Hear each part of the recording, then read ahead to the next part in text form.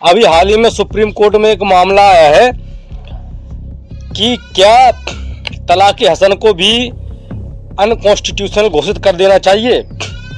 2017 में जैसे कि हम सब लोगों ने देखा था कि मुसलमानों में जो तलाक की प्रथा थी, तलाक हसन, तलाक बिद्दत, यानी कि तलाक बिद्दत ट्रिपल तलाक को सुप्रीम कोर्ट की 5 जजों की बेंच ने 2017 में असंवैधानिक घोषित कर दिया था। उसी तरह एक तलाक इसमें है तलाक हसन। तलाक हसन में प्रक्रिया यह है कि कोई व्यक्ति जो मुस्लिम हो अपनी पत्नी को बारी बारी से, यानी कि 3 बार में तलाक दे सकता है। जैसे कि अगर कोई मुस्लिम पति है, उसने अपने पत्नी को कहा कि हम तुम्हें तलाक देते हैं, तो फिर इसके बीच 1 माह का टाइम होता है। इस 1 माह के बीच वो अगर दोबारा से कह देता है कि तलाक, तो फिर उसे 1 माह का टाइम और दिया जाता है। फिर अगर वो तीसरी बार और अंतिम बार कह देता है कि तलाक, तो फिर तलाक मान लिया जाता है। लेकिन अगर इस 3 महीने की अवधि में, यानी कि 3 बार का जो टाइम दिया जाता है, अगर उसी अवधि में अगर पति और पत्नी के बीच अगर सुलह हो जाता है तो तलाक नहीं माना जाता है। लेकिन इसमें एक बात का ध्यान और रखना है, जब तलाक की यह प्रक्रिया चल रही हो, तो जब वो कहे तलाक, तो उस समय पत्नी का मेंस्ट्रुएशन साइकिल, यानी कि जो महीने वाली अवस्था होती है, वो नहीं होनी चाहिए। तब ये तलाक लीगल माना जाएगा। अभी हाल ही में सुप्रीम कोर्ट में एक मामला है, एक जर्नलिस्ट है, उन्होंने कहा कि जर्नलिस्ट हीना है, उन्होंने कहा कि मेरे पति ने मुझे तलाक दिया है, लेकिन मैं ये तलाक मान नहीं करती हूँ।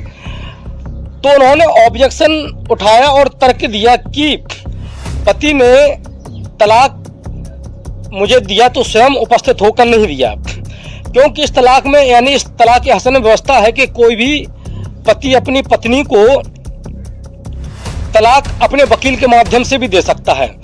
तो वकील के माध्यम से उन्होंने तलाक दिया, जबकि तलाक देते वक्त पत्नी का तर्क है कि पति सामने नहीं आया। और दूसरा उसका ये लॉजिक उसने ये दिया पत्नी ने कि उस पर, यानी कि जो तलाक का जो कागज है, जो अर्जी है, उस पर उसके पति के साइन भी नहीं है, तो इसलिए उसने इसे तलाक मानने से इनकार कर दिया। लेकिन क्या ये तलाक असंवैधानिक है? 26 नवंबर को इस केस की अगली तारीख है, तो देखते हैं 26 नवंबर को क्या होता है। अब कोर्ट के सामने 3 चुनौतियां हैं।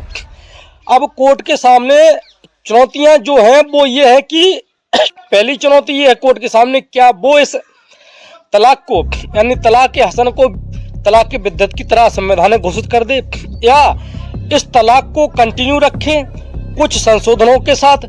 जैसे कि इसमें जो व्यवस्था है कि अपने वकील के माध्यम से भी कोई मुस्लिम व्यक्ति मुस्लिम महिला को तलाक दे सकता है अपनी पत्नी को, जबकि चाहे वो उपस्थित हो या ना हो।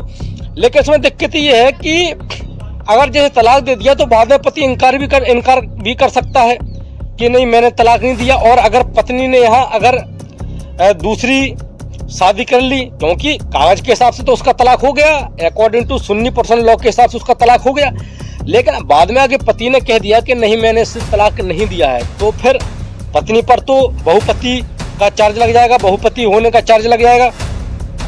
जिस प्रकार की महिलाओं पर तो पत्नी पर तो बहुपति का चार्ज लग जाएगा, एक से अधिक पति है और वो दोषी करार दी जाएगी, तो वो सजा की हकदार होगी।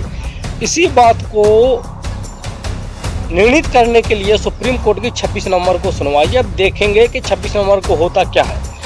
फिलहाल मामला विचाराधीन है।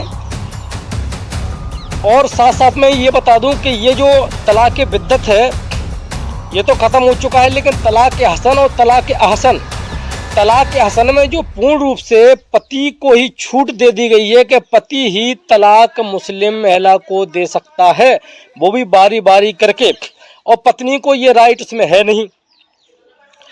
तो एक तरीके से ये भारतीय संविधान के अनुच्छेद 14 जो इक्वलिटी बिफोर लॉ की बात करता है, समानता के अधिकार की बात करता है, ये तो उसका उल्लंघन है।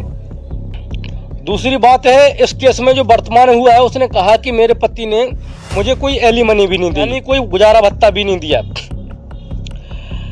तो अब देखना ये है कि आगे होता क्या है। वैसे थोड़ा जानकारी और ले लेते हैं तलाक हसन के बारे में। तलाक हसन जब होता है तो 3 माह में बारी बारी करके 1-1 माह का 30-30 दिन का समय होता है।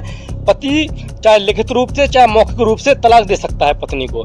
दूसरा, जब तलाक का ये पीरियड होगा, अगर उस दौरान दोनों के में अगर सुलह हो जाती है या दोनों के भी शारीरिक संबंध पुनः से बन जाते हैं तो तलाक नहीं माना जाएगा। तीसरा, जब तलाक देगा तो जो पत्नी की वो मेंस्ट्रुएशन साइकिल नहीं चलनी चाहिए, तब लीगल माना जाएगा तलाक।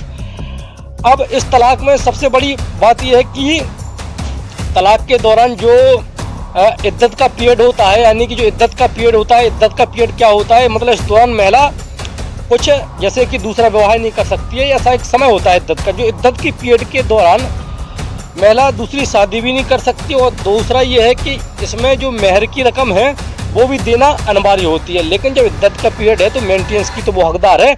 इस केस में उन्होंने मेंटेनेंस नहीं दिया है, इसलिए सुप्रीम कोर्ट की जो सुनवाई है वो अगली 26 नवंबर को है। ध्यान देने की बात यह कि देखते हैं कोर्ट का क्या फैसला आता है। हम लोग तो बचा ही सकते हैं, जो कोर्ट फैसला मान करेगा वो मंजूर होगा। जय हिंद, जय भारत।